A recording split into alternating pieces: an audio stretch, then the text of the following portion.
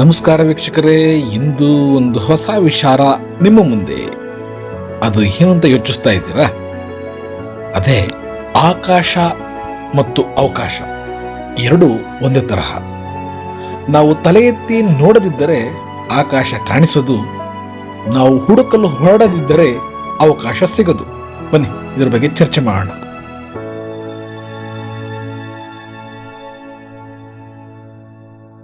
ನಿಮ್ಮ ಜೀವನದಲ್ಲಿ ಅವಕಾಶಗಳೇ ಇಲ್ಲ ಎಂದು ನೀವೆಂದಾದರೂ ಅಂದುಕೊಂಡಿದ್ದೀರಾ?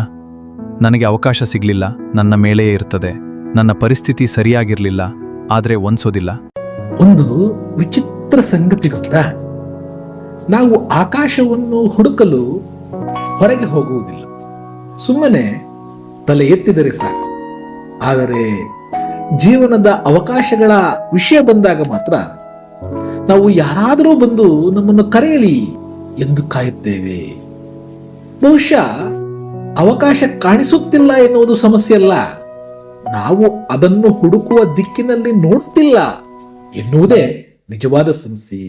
ಹಾಗಾದರೆ ನಮ್ಮ ದೃಷ್ಟಿಕೋನ ಬದಲಾದರೆ ಏನಾಗಬಹುದು?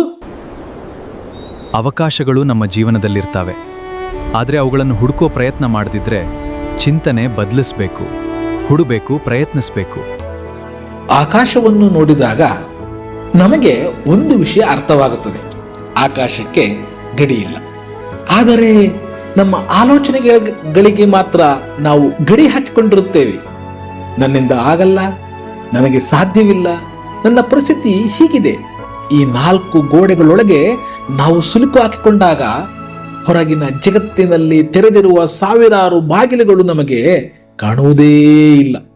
ಕೆಲವೊಮ್ಮೆ ನಮ್ಮನ್ನ ತಡೆಯುತ್ತಿರುವುದು ಪರಿಸ್ಥಿತಿಯಲ್ಲ,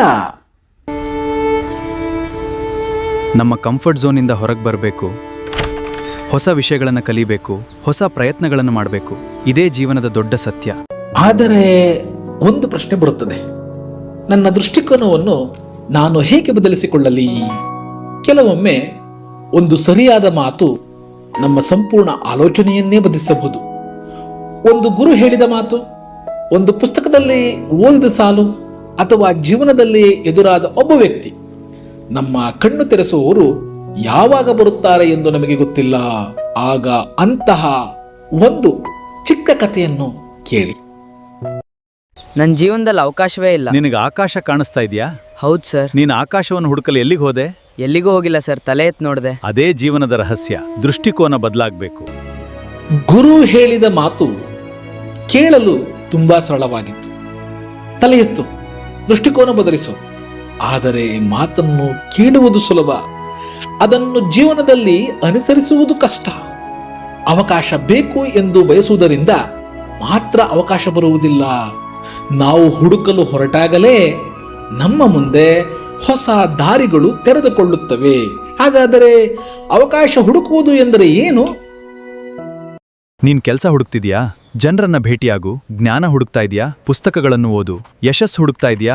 ಪ್ರಯತ್ನ ಮಾಡು. ಹೊಸ ಅವಕಾಶ ಹುಡುಕ್ತಾ ಇದೆಯಾ? ಹೊಸ ದಾರಿಯಲ್ಲಿ ನಡೆಯಲು ಪ್ರಾರಂಭಿಸು. ಇಲ್ಲಿ ಒಂದು ಸಣ್ಣ ತಪ್ಪು ಕಲ್ಪನೆಯನ್ನು ನಾವು ಬದಲಿಸಿಕೊಳ್ಳಬೇಕು. ಅವಕಾಶ ಎಂದರೆ ಯಾವಾಗಲೂ ದೊಡ್ಡ ಅವಕಾಶವೇ ಆಗಿರಬೇಕು ಎಂದು ನಾವು ಭಾವಿಸುತ್ತೇವೆ. ದೊಡ್ಡ ಉದ್ಯೋಗ, ದೊಡ್ಡ ಹಣ, ದೊಡ್ಡ ವ್ಯಕ್ತಿಯ ಪರಿಚಯ. ಆದರೆ ಜೀವನದ ದೊಡ್ಡ ಬದಲಾವಣೆಗಳು ಬಹಳ ಬಾರಿ ತುಂಬಾ ಸಣ್ಣ ಅವಕಾಶಗಳಿಂದಲೇ ಆರಂಭವಾಗುತ್ತವೆ. ಒಂದು ಪುಸ್ತಕ, ಒಂದು ಪರಿಚಯ, ಒಂದು ಸಣ್ಣ ಕೆಲಸ, ಒಂದು ಹೊಸ ಕೌಶಲ್ಯ. ಪ್ರಶ್ನೆ ಏನೆಂದರೆ, ನಮ್ಮ ಮುಂದೆ ಬಂದಿರುವ ಸಣ್ಣ ಅವಕಾಶವನ್ನು ನಾವು ಗುರುತಿಸುತ್ತಿದ್ದೇವೆಯೇ? ಅವಕಾಶ ಎಂದ್ರೆ ಯಾವಾಗ್ಲೂ ದೊಡ್ಡ ಕೆಲಸ ಸಿಗೋದು ಅಲ್ಲ, ಅದು ಹಣದ ರೂಪದಲ್ಲೇ ಬರಬೇಕೆಂದಿಲ್ಲ.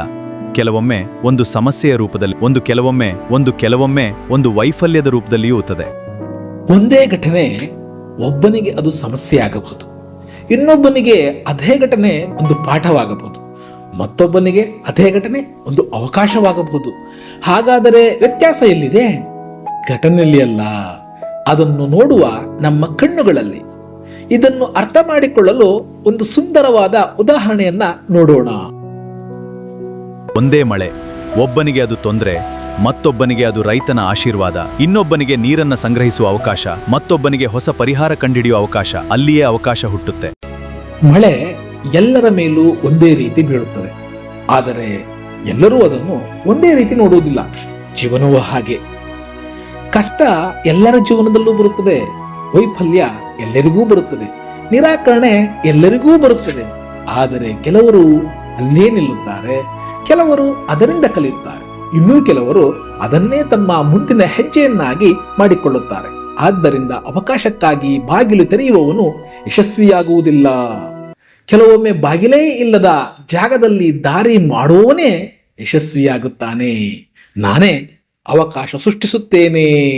ಅವಕಾಶಕ್ಕಾಗಿ ಕಾಯಬೇಡಿ. ಬಾಗಿಲು ತಟ್ಟದಿದ್ರೆ ನೀವೇ ಹೊಸ ಬಾಗಿಲು ನಿರ್ಮಿಸಿ. ಯಶಸ್ಸು ನಿಮ್ಮದಾಗುತ್ತದೆ. ಪ್ರಯತ್ನವೇ ಯಶಸ್ಸಿನ ದಾರಿ. ಆದರೆ ಇಲ್ಲಿ ಮತ್ತೊಂದು ಸತ್ಯವಿದೆ. ನಾವು ಅವಕಾಶ ಸೃಷ್ಟಿಸಲು ಹೊರಟಾಗ ಮೊದಲಿಗೆ ನಮ್ಮನ್ನು ಎದುರಿಸುವುದು ಜಗತ್ತಲ್ಲ, ನಮ್ಮೊಳಗಿನ ಅನುಮಾನ. ನಾನು ಮಾಡಬಲ್ಲೆನಾ? ನನ್ನಿಂದ ಸಾಧ್ಯವೇ? ನಾನು ಸೋತರೆ? ಇದೇ ಪ್ರಶ್ನೆಗಳು ನಮ್ಮ ಹೆಜ್ಜೆಯನ್ನು ನಿಲ್ಲಿಸುತ್ತವೆ. ಆದರೆ ಒಂದು ಸಣ್ಣ ಬೀಜಕ್ಕೆ ಯಾರೂ ಹೇಳುವುದಿಲ್ಲ ನೀನು ಮರವಾಗುತ್ತೀಯೇ ಎಂದು. ಆದರೂ ಅದು ಬೆಳೆಯಲು ಪ್ರಾರಂಭಿಸುತ್ತದೆ. ಏಕೆಂದರೆ ಅದು ತನ್ನೊಳಗಿನ ಶಕ್ತಿಯನ್ನು ನಂಬುತ್ತದೆ. ನಮ್ಮೊಳಗೂ ಅಂತಹ ಒಂದು ಶಕ್ತಿ ಇದೆ. ಒಂದು ಸಣ್ಣ ಬೀಜವು ಮಣ್ಣಿನಲ್ಲಿ ಅಡಗಿದೆ. ಅದಕ್ಕೆ ಕತ್ತಲೆ, ಮಣ್ಣು, ಮಳೆ ಸಿಗುತ್ತದೆ. ಆದರೂ ಅದು ಬೆಳೆಯುತ್ತದೆ. ಏಕೆ ಗೊತ್ತಾ? ಅದರೊಳಗೆ ಒಂದು ಮರವಿದೆ. ಬೀಜಕ್ಕೆ ಕತ್ತಲೆ ಬಂದರೂ ಅದು ಬೆಳೆಯುವುದನ್ನು ನಿಲ್ಲಿಸಲಿಲ್ಲ. ಮಣ್ಣು ಅದನ್ನು ಮುಚ್ಚಿದರೂ ಅದು ಮೇಲಕ್ಕೆ ಬರಲು ಪ್ರಯತ್ನಿಸಿತು. ಮಳೆ ಬಂತು, ಬಿಸಿಲು ಬಂತು, ಆದರೂ ತನ್ನ ಪ್ರಯಾಣವನ್ನು ಅದು ಮುಂದುವರೆಸಿತು. ಹಾಗಾದರೆ ನಮ್ಮ ಜೀವನದಲ್ಲಿ ಬಂದ ಕಷ್ಟಗಳು ನಮ್ಮನ್ನು ಮುಗಿಸಲು ಬಂದಿವೆಯಾ? ಅಥವಾ ನಮ್ಮೊಳಗಿನ ಸಾಮರ್ಥ್ಯವನ್ನು ಹೊರಗೆ ತರಲು ಬಂದಿವೆಯಾ? ಉತ್ತರವನ್ನು ನೀವು ಈಗ ನಿಮ್ಮನ್ನೇ ಕೇಳಿಕೊಳ್ಳಬೇಕು. ಈಗ ಈ ವಿಡಿಯೋ ನೋಡ್ತಿರುವ ನೀವು ನಿಮ್ಮನ್ನು ನೀವು 3 ಪ್ರಶ್ನೆಗಳನ್ನು ಕೇಳ್ಕೊಳ್ಳಿ. ಇಂದಿನಿಂದ ನಾನು ಒಂದು ಹೌದ್ನೇದು, ಇಂದಿಂದ ನಾನು ಒಂದು ಸಣ್ಣ ಹೆಜ್ಜೆ ಇಡಬಹುದೇ, ನಿಮ್ಮ ಜೀವನ ಬದಲಾಗುವ ಮೊದಲ ಹೆಜ್ಜೆ ಹೆತ್ತೆಯೇ? ಈ 3 ಪ್ರಶ್ನೆಗಳಿಗೆ ಪ್ರಾಮಾಣಿಕವಾಗಿ ಉತ್ತರಿಸಿ. ಬಹುಶಃ ನಿಮ್ಮ ಜೀವನದಲ್ಲಿ ಬದಲಾಯಿಸಬೇಕಾದ್ದು ಹೊರಗಿನ ಪರಿಸ್ಥಿತಿ ಅಲ್ಲ, ನಿಮ್ಮ ಮೊದಲ ಹೆಜ್ಜೆ. ನೀವು ವರ್ಷಗಳಿಂದ ಕಾಯುತ್ತಿರುವ ಅವಕಾಶ ಬಹುಶಃ ಈಗಾಗಲೇ ನಿಮ್ಮ ಮುಂದೆ ಇರಬಹುದು. ನೀವು ಅದನ್ನು ಗಮನಿಸದೇ ಇರಬಹುದು. ಆದ್ದರಿಂದ ಇಂದು ರಾತ್ರಿ ಆಕಾಶವನ್ನು ಒಮ್ಮೆ ನೋಡಿ. ಆಕಾಶದಲ್ಲಿರುವ ನಕ್ಷತ್ರಗಳನ್ನು ಮಾತ್ರ ನೋಡಬೇಡಿ. ನಿಮ್ಮ ಜೀವನದಲ್ಲಿ ಇನ್ನೂ ಸಾಧ್ಯವಾಗಿರುವ ಸಂಗತಿಗಳನ್ನು ಯೋಚಿಸಿ. ಆಕಾಶ ನೋಡಿ, ಇದಕ್ಕೆ ಕೊನೆಯೇ ಇಲ್ಲ. ನಮ್ಮ ಜೀವನವೂ ಹಾಗೆಯೇ. ಅವಕಾಶಗಳು ತುಂಬಾ ಇವೆ. ಆದರೆ ಒಂದು ವಿಷಯ ಮಾತ್ರ ಖಚಿತ, ಹುಡುಕಿದ್ರೆ ಅವಕಾಶ ಸಿಗುತ್ತದೆ. ನಾವು ಆಕಾಶವನ್ನು ನೋಡಿದಾಗ ನಕ್ಷತ್ರಗಳ ಸಂಖ್ಯೆ ನಮಗೆ ಗೊತ್ತಿಲ್ಲ, ಆದರೆ ಅವು ಇದೆ ಎಂಬುದು ನಮಗೆ ಗೊತ್ತು. ಅದೇ ರೀತಿ ನಮ್ಮ ಮುಂದಿರುವ ಅವಕಾಶಗಳ ಸಂಖ್ಯೆಯೂ ನಮಗೆ ಗೊತ್ತಿಲ್ಲ. ಆದರೆ ಒಂದು ವಿಷಯ ಖಚಿತ, ಅವಕಾಶಗಳು ಇವೆ.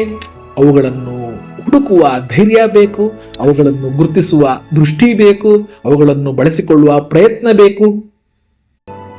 ಜೀವನದಲ್ಲಿ ಬಾಗಿಲು ಮುಚ್ಚಿದರೆ ಅದನ್ನು ಅಂತ್ಯ ಎಂದು ಭಾವಿಸಬೇಡಿ. ಬಹುಶಃ ಜೀವನ ನಿಮಗೆ ಹೇಳುತ್ತಿರುವುದು ಇನ್ನೊಂದು ದಾರಿ ಹುಡುಕು ಎಂದು. ಅವಕಾಶಕ್ಕಾಗಿ ಕಾಯಬೇಡಿ. ಏಕೆಂದ್ರೆ ಬದಲಾಗಬೇಕಾದದ್ದು ಪರಿಸ್ಥಿತಿಯಲ್ಲ, ನಮ್ಮ ದೃಷ್ಟಿಕೋನ. ಹಾಗಾಗಿ ಸ್ನೇಹಿತರೆ, ಇಂದಿನಿಂದ ಒಂದು ಮಾತನ್ನು ನಿಮ್ಮ ಮನಸ್ಸಿನಲ್ಲಿ ಇಟ್ಟುಕೊಳ್ಳಿ. ಅವಕಾಶಕ್ಕಾಗಿ ಕಾಯಬೇಡಿ. ಅವಕಾಶವನ್ನು ಹುಡುಕಿದರೂ ಸಿಗದಿದ್ದರೆ ಅವಕಾಶವನ್ನು ಸೃಷ್ಟಿಸಿ. ಏಕೆಂದರೆ ಆಕಾಶ ಯಾವತ್ತೂ ನಮ್ಮ ಮೇಲೆಯೇ ಇದೆ. ಅವಕಾಶವು ನಮ್ಮ ಸುತ್ತಮುತ್ತಲೇ ಇದೆ. ಬದಲಾಗಬೇಕಾದದ್ದು ಪರಿಸ್ಥಿತಿ ಅಲ್ಲ, ನಮ್ಮ ದೃಷ್ಟಿಕೋನ.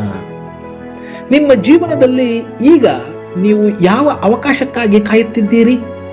ಅದನ್ನು ಕೆಳಗೆ ಕಮೆಂಟ್ನಲ್ಲಿ ಬರೆಯಿರಿ. ಬಹುಶಃ ನಿಮ್ಮ ಒಂದು ಮಾತು ಇದೇ ರೀತಿಯ ಅವಕಾಶಕ್ಕಾಗಿ ಕಾಯುತ್ತಿರುವ ಮತ್ತೊಬ್ಬರಿಗೆ ಧೈರ್ಯ ನೀಡಬಹುದು.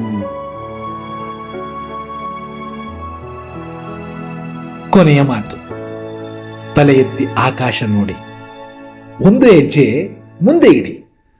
ನಿಮ್ಮ ಅವಕಾಶ ನಿಮ್ಮನ್ನು ಕಾಯುತ್ತಿರಬಹುದು.